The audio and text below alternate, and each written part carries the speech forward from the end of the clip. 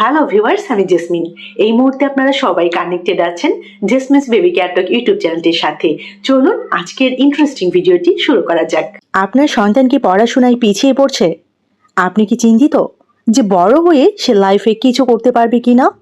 ভারতের সাবেক রাষ্ট্রপতি এবং মহান বিজ্ঞানী doctor APJ Abdul Kalam sir বলেছিলেন, একটি দেশের সবচেয়ে ভালো মেধাবী মস্তিষ্কগুলো ক্লাসরুমের শেষ বেঞ্চ থেকেও পাওয়া যেতে পারে। হ্যাঁ, আপনার সন্তান হতে পারে এক চরম মেধাবী জিনিয়াস, যদি আপনি প্যারেন্টিং এর এই ভুলগুলো আজই শুধরে নেন। আজকের ভিডিওটি কোনো সাধারণ প্যারেন্টিং টিপস নিয়ে নয়। আজকের ভিডিওটিতে আমরা জানবো ডক্টর এপিজে আব্দুল কালাম স্যারের জীবন দর্শন এবং চাইল্ড ডেভেলপমেন্ট সাইকোলজি অনুযায়ী কিভাবে আপনার সন্তানকে একজন সফল এবং বুদ্ধিমান মানুষ হিসেবে গড়ে তুলবেন।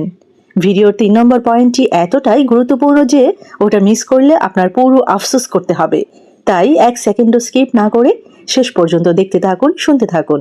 প্রথম ম্যাজিক ট্রিক বা মন্ত্রটি হচ্ছে প্রশ্ন করার স্বাধীনতা দিন বাচ্চাকে। Doctor APJ Abdul Kalam sir বলতেন, প্রশ্ন করা হলো একজন শিক্ষার্থীর অন্যতম প্রধান বৈশিষ্ট্য। তাই শিক্ষার্থীদের প্রশ্ন করতে দিন। অনেক সময় বাচ্চারা অদ্ভুত সব প্রশ্ন করলে আমরা ধমক দিয়ে থামিয়ে দিই। এটাই তাদের বুদ্ধিমত্তা বিকাশের সবচেয়ে বড় বাধা। বাচ্চা যত প্রশ্ন করবে তার ব্রেন তত বেশি সচল হবে। তাকে থামাবেন না, বরং তার সাথে যুক্তি দিয়ে কথা বলুন। 2 নাম্বার ম্যাজিক ট্রিক, ফেল শব্দটার অর্থ বদলে দিন। পরীক্ষায় কম নম্বর পেলে বা কোনো কাজে ব্যর্থ হলে সন্তানকে বকাঝকা করবেন না। Doctor APJ Abdul Kalam sir fail শব্দটার একটা দারুণ অর্থ দিয়েছিলেন। আপনারা অলরেডি জানেন যারা যারা আমার চ্যানেলের সাথে কানেক্টেড আছেন। তিনি বলতেন, ফেল মানে হলো ফার্স্ট অ্যাটেম্পট ইন লার্নিং, শেখার প্রথম চেষ্টা, প্রথম ধাপ। সন্তানকে শেখান যে হেরে যাওয়া মানে শেষ হয়ে যাওয়া নয়, বরং নতুন করে শুরু করার সুযোগ। 3 নাম্বার ম্যাজিক ট্রিক, স্বপ্ন দেখতে শেখান। কালাম স্যারের সবচেয়ে বিখ্যাত উক্তিটি আপনাদেরকে মনে আছে? স্বপ্ন সেটা নয় যা মানুষ ঘুমিয়ে দেখে, স্বপ্ন সেটাই যা মানুষকে ঘুমাতে দেয় না। আপনার সন্তানকে ছোটবেলা থেকেই বড় স্বপ্ন দেখতে উৎসাহিত করুন। তাকে ডাক্তার, ইঞ্জিনিয়ার হওয়ার জন্য জোর না করে তার ভেতরের ইউনিক বা বিশেষ প্রতিভাটাকে খুঁজে বের করতে সাহায্য করুন। তাকে একজন ভালো মানুষ হতে শেখান। মেধা এমনিতেই চলে আসবে। সবসময় মনে রাখবেন, কোনো বাচ্চাই জন্ম থেকে বোকা হয় না। আমাদের সঠিক গাইডেন্সই পারে তাদের মেধার সর্বোচ্চ বিকাশ ঘটাতে। ডক্টর এপিজে আব্দুল কালাম স্যারের কোন উক্তিটি আপনার সবচেয়ে বেশি ভালো লেগেছে আজকের ভিডিওর কমেন্ট করে আমাকে লিখে জানাবেন। এতক্ষণ আমরা জেনেছি সন্তানকে জিনিয়াস বা মেধাবী বানানোর বেশ কয়েকটি মূল মন্ত্র। এই সেগমেন্টে আমরা জানব ডক্টর এপিজে আব্দুল কালাম স্যারের ছাত্র জীবন এবং তার জীবনের শিক্ষা থেকে নেওয়া এমনই 3টি দারুণ বাস্তব অভ্যাস যা আপনার সন্তানের ব্রেন পাওয়ার রকেটের গতিতে বাড়িয়ে দেবে এবং বাড়িয়ে দিতে পারে। আপনি কি জানেন doctor APJ Abdul Kalam sir নিজে ছোটবেলায় কিভাবে পড়াশোনা করতেন? কিভাবে এক সাধারণ খবরের কাগজ বিক্রেতা ছেলে ভারতের মিসাইল ম্যান হয়ে উঠলেন? ভিডিওর এই সেগমেন্টে আমরা শিখব ডক্টর এপিজে আব্দুল কালাম স্যারের জীবন থেকে এমন কিছু সিক্রেট লাইফ হ্যাকস যা আপনার সন্তানের মনোযোগ এবং মেধা দুটোই 10 গুণ বাড়িয়ে দেবে। বিশেষ করে 2 নম্বর অভ্যাসটি আজ থেকে আপনার বাচ্চার রুটিনে যোগ করুন। রেজাল্ট আপনি নিজেই দেখতে পাবেন। প্রথম অভ্যাস, ভোর 5টার magic, the power of early rising. Doctor Kalam sir ছোটবেলায় প্রতিদিন ভোর 4টেই ঘুম থেকে উঠতেন। কেন জানেন? কারণ বিজ্ঞানের মতে ভোরের সময় আমাদের চারপাশ থাকে একদম শান্ত এবং এই সময় ব্রেনের আলফা ওয়েভস সবচেয়ে সক্রিয় থাকে। আপনার সন্তানকে জোর করে রাত জেগে পড়াবেন না। কালাম স্যারের মতো তাকে ভোরে ওঠার অভ্যাস করান।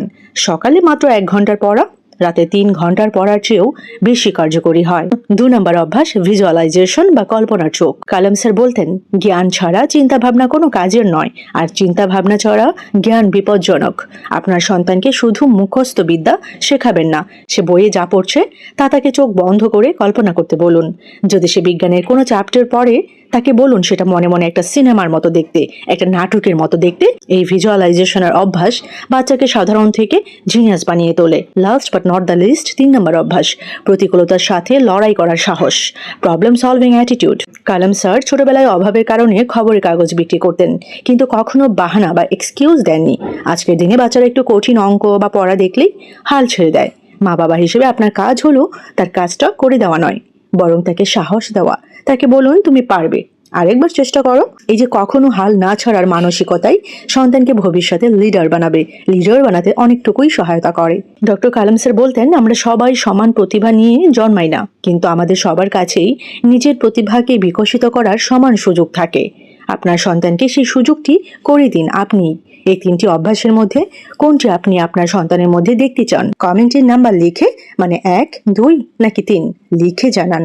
আরও একটি ইন্টারেস্টিং বিষয় আপনাদের সাথে শেয়ার করতে যাচ্ছি। আপনি কি জানেন, আপনি হয়তো জেনে অবাকই হবেন, একই ক্লাসের একটা বাচ্চা মাত্র একবার পড়লেই সেটা মনে রাখতে পারছে, আর আপনার সন্তান ঘন্টার পর ঘন্টা মুখস্থ করার পরও পরীক্ষার খাতায় সব ভুলে যাচ্ছে। কেন এমন হচ্ছে বা কেন এমন হয়? এটা কি তার ভাগ্যের দোষ নাকি ব্রেনের? নিউরো সায়েন্টিস্টরা বলছেন এর পেছনে লুকিয়ে আছে মস্ত বড় একটা বৈজ্ঞানিক সত্য। এখন আমি আপনাদের এমন 3টি জাদুকরী বৈজ্ঞানিক অভ্যাসের কথা বলবো, যা মাত্র 7 দিন ফলো করলে আপনার সন্তান পড়াশোনায় যা দেখবে তাই তার ব্রেনে পার্মানেন্টলি সেভ হয়ে যাবে, আর তার খিটখিটে মেজাজ এবং জেদ উধাও হবে চিরতরে। বিশেষ করে 2 নম্বর টেকনিকটি এতটাই পাওয়ারফুল যে এটি জানা থাকলে যে কোনো বাচ্চাকে জিনিয়াস বানানো সম্ভব। অনেক গার্ডিয়ান এবং অনেক মা বাবাই কিন্তু আমাকে কমেন্ট করে বলেন, আপু বাচ্চা পড়তে বসলেই কান্নাকাটি করে, কোনো পড়া মনে রাখতে পারে না, আর দিন দিন বড্ড জেদি হয়ে উঠছে। মনে রাখবেন 0 to 8 ইয়ার্স, 0 থেকে 8 বছর বয়স পর্যন্ত বাচ্চার ব্রেনে প্রতি সেকেন্ডে 10 লাখেরও বেশি নতুন নিউরাল কানেকশন তৈরি হয়। এই সময়ে বাচ্চার মেমোরি কোনো সাধারণ মেমোরি কার্ডের মতো নয় যে তথ্য দিলেই লোড হয়ে যাবে। এর একটা নির্দিষ্ট সাইন্টিফিক মেথড আছে। আজ আমরা কোনো তাত্ত্বিক কথা নয়, একদম প্র্যাকটিক্যাল এবং বিজ্ঞানসম্মত উপায় জানবো, যা বাচ্চার জেদ কমাবে এবং মেধা 10 গুণ বাড়িয়ে দেবে। আপনি যদি আপনার সন্তানকে একজন সফল এবং মেধাবী মানুষ হিসেবে দেখতে চান, তবে আজকের ভিডিওর একটা অংশও কিন্তু মিস করবেন না। বিশ্ববিখ্যাত নোবেল জয়ী বিজ্ঞানী রিচার্ড ফেইনম্যানের একটি দারুণ মেথড আছে, যাকে বলা হয় ফেইনম্যান টেকনিক। বিজ্ঞান বলছে আমরা যা রিডিং পড়ি তার মাত্র 10% মনে থাকে, কিন্তু যা আমরা অন্য কাউকে বুঝিয়ে বলি তার 90% আমাদের ব্রেনে গেঁথে যায়। তাই আপনার সন্তান যখন কোনো পড়া মুখস্থ করবে, তাকে বলুন, বাবা তুমি তো খুব সুন্দর পারো, এইবার পড়াটা আমাকে শিক্ষকের মতো বুঝিয়ে দাও তো। যখন সে আপনাকে ওটা বোঝাতে যাবে, তার ব্রেনের মেমোরি সেলগুলো হাইপার অ্যাক্টিভ হয়ে যাবে। তাই এই ট্রিক বাচ্চার পড়া ভুলে যাওয়ার রোগ চিরতরে দূর করে দেবে। এছাড়াও জেদ এবং রাগ নিয়ন্ত্রণে 10 সেকেন্ড রোল রয়েছে। মারধর ছাড়াই সমাধান এটি। সহজ করে আপনাদের বুঝিয়ে বলছি। বাচ্চা কোনো জিনিসের জন্য জেদ ধরলে বা চিৎকার করলে আমরা সাধারণত কি করি? হয় চিৎকার করে বকাবকি করি, না হয় হাত তুলি। কিন্তু গবেষণায় দেখা গেছে এতে বাচ্চার ব্রেনে কর্টিসল নামক স্ট্রেস হরমোন নিঃসৃত হয়, যা তাকে আরো বেশি হিংস্র আর একগুঁয়ে বানিয়ে দেয়।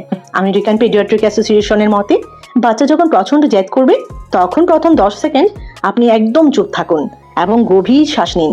এরপর বাচ্চার চোখের দিকে তাকিয়ে শান্ত কিন্তু দৃঢ় গলায় বলুন, আমি জানি তোমার খারাপ লাগছে, কিন্তু এই জিনিসটা এখন দেওয়া সম্ভব নয়। বাচ্চার রাগ যখন কোনো রিঅ্যাকশন পাবে না, তখন তার ব্রেন নিজে থেকেই শান্ত হতে বাধ্য হবে। একেই বলে পজিটিভ ডিসিপ্লিন। আরেকটা ম্যাজিক পদ্ধতি রয়েছে, ম্যাজিক ট্রিক, স্পেসড রিপিটেশন এবং 3-2-1 ফর্মুলা, 3-2-1 ফর্মুলা। এই মেথডটা কিন্তু ব্রেন বুস্টিং মেথড। বিজ্ঞান বলে মানুষের ব্রেনের একটা ফরগেটিং কার্ভ বা ভুলে যাওয়ার প্রবণতা থাকে। যে কোনো নতুন পড়া 24 ঘন্টার মধ্যে 80% ভুলে যায়। এটা ঠেকানোর বৈজ্ঞানিক উপায় হলো স্পেসড রিপিটেশন। এই জন্য ফলো করুন 3-2-1 ফর্মুলা। যে কোনো পড়া শেখার 3 দিন পর একবার, 2 সপ্তাহ পর আরেকবার এবং 1 মাস পর শেষবার রিভিশন দেওয়ানো চাই। এইভাবে রিভিশন দিলে পড়াটি বাচ্চার শর্ট টার্ম মেমোরি থেকে লং টার্ম মেমোরিতে শিফট হয়ে যায়, যা সে চাইলেও আর কোনোদিন ভুলবে না। সব সময় মনে রাখবেন, প্রতিটি শিশুই এক একটি অনন্য প্রতিভা।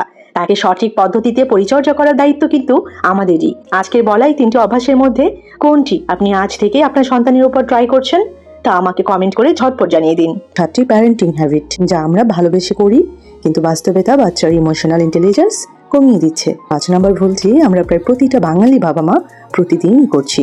চলুন বৈজ্ঞানিক গবেষণা সহ বিস্তারিত জেনে নেওয়া যাক। প্রথম ভুল, বাচ্চার নেতিবাচক আবেগকে অবমূল্যায়ন করা, ডিসমিসিং ইমোশনস। বাচ্চার কান্না বা রাগ ধামাচাপা দেওয়া। বাচ্চা কান্নাকাটি করলে বা ভয় পেলে আমরা অনেকেই বলি, আরে এত কাঁদার কি আছে, শান্ত হও, বা তুমি তো স্ট্রং বয়, স্ট্রং গার্ল, কাঁদে না। রিসার্চ কি বলছে? চাইল্ড সাইকোলজিস্টদের মতে, যখন আমরা বাচ্চার দুঃখ বা ভয়কে ছোট করে দেখি, তখন বাচ্চা শেখে যে তার অনুভূতিগুলো ভুল বা অপ্রয়োজনীয়। তারা নিজেদের আবেগকে লুকিয়ে রাখতে শুরু করে, যা বড় হয়ে মারাত্মক অ্যাংজাইটি এবং লো ইমোশনাল ইন্টেলিজেন্সের রূপ নেয়। 2 নম্বর অভ্যাস, অতিরিক্ত প্রোটেক্টিভ হওয়া, হেলিকপ্টার প্যারেন্টিং। বাচ্চার কোনো সমস্যা বা ছোটোখাটো ব্যর্থতা আমরা বাবা মায়েরা সহ্য করতে পারি না। বাচ্চা স্কুলে কোনো সমস্যায় পড়লে বা বন্ধুদের সাথে ঝগড়া করলে আমরা নিজেরাই গিয়ে সেটা সমাধান করে দিই। একেই বলে হেলিকপ্টার প্যারেন্টিং। রিসার্চ কি বলছে? Research talk, journal of child and family স্টাডিজের একটি গবেষণায় দেখা গেছে, যেসব বাচ্চার বাবা মা অতিরিক্ত প্রোটেক্টিভ হয়, সেই বাচ্চারা বড় হয়ে নিজের আবেগ নিয়ন্ত্রণ করতে পারে না এবং যে কোনো কঠিন পরিস্থিতিতে খুব দ্রুত ভেঙে পড়ে। 3 নম্বর অভ্যাস, সব ইচ্ছা পূরণ করা এবং ধৈর্যের অভাব তৈরি করা, ইনস্ট্যান্ট গ্র্যাটিফিকেশন। বাচ্চাটা জিনিস চাইলো আর আপনি সাথে সাথে তা এনে দিলেন, এটা কিন্তু ভালোবাসা নয়, বরং বাচ্চার ভবিষ্যৎ নষ্ট করার উপায়।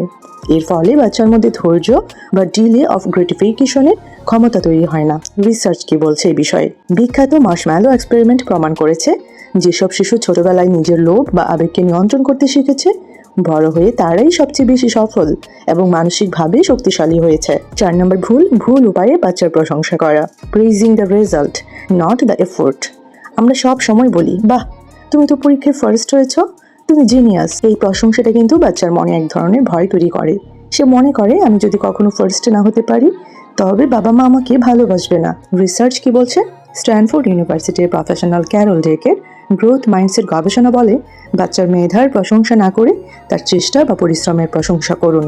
বলুন, তুমি এবার খুব ভালো পড়াশোনা করেছ, তোমার এই পরিশ্রমটা আমার খুব ভালো লেগেছে। 5 নম্বর হ্যাবিট, স্ক্রিন দিয়ে বাচ্চার ইমোশন শান্ত করা। Using screens as an emotional pacifier. সবচেয়ে মারাত্মক ভুল এটি। বাচ্চা কাঁদছে, জেদ করছে বা খাচ্ছে না, আমরা সাথে সাথে তার হাতে মোবাইল বা ট্যাব তুলে দিচ্ছি। সাময়িকভাবে বাচ্চা শান্ত হচ্ছে ঠিকই, কিন্তু আপনি বাচ্চার নিজের ইমোশন প্রসেস করার ক্ষমতা কেড়ে নিচ্ছেন। রিসার্চ কি বলছে এই বিষয়ে? নিউরোসায়েন্স বলছে 0 to 8 ইয়ার্স, 0 থেকে 8 বছর বয়স পর্যন্ত বাচ্চার মস্তিষ্কে 90% বিকাশ ঘটে।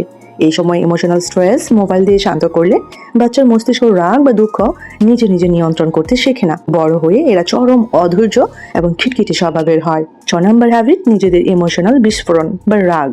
মডেলিং পোর ইমোশনাল কন্ট্রোল। বাচ্চারা আমাদের কথা শুনে শেখে না, আমাদের কাজ দেখে শেখে।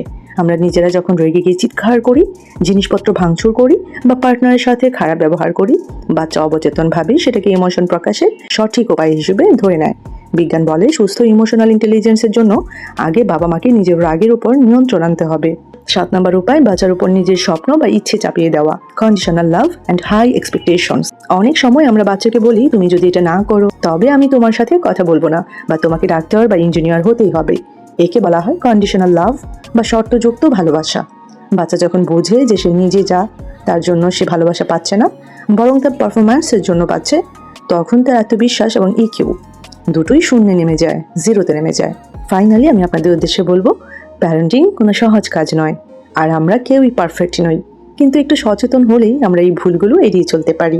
বাচ্চার আবেগ শুনুন, তাকে কাঁদতে দিন, তাকে বোঝান যে রাগ বা দুঃখ হওয়াটা স্বাভাবিক, ন্যাচারাল, কিন্তু সেটা প্রকাশ করার সঠিক উপায় কি তা তাকে শিখিয়ে দিন। আপনার কি মনে হয় এই 7টি অভ্যাসের মধ্যে কোনটি আমরা সবচেয়ে বেশি করি? নিচে কমেন্ট সেকশনে অবশ্যই আমাকে লিখে আপনার মতামত জানান। ভিডিওটি যদি ভালো লাগে অবশ্যই একটি লাইক করে দিবেন, শেয়ার করে দিবেন আপনার সোশ্যাল মিডিয়া প্ল্যাটফর্মে। সবাই ভালো থাকবেন, বাচ্চাদেরকে ভালো রাখবেন। আল্লাহ হাফেজ।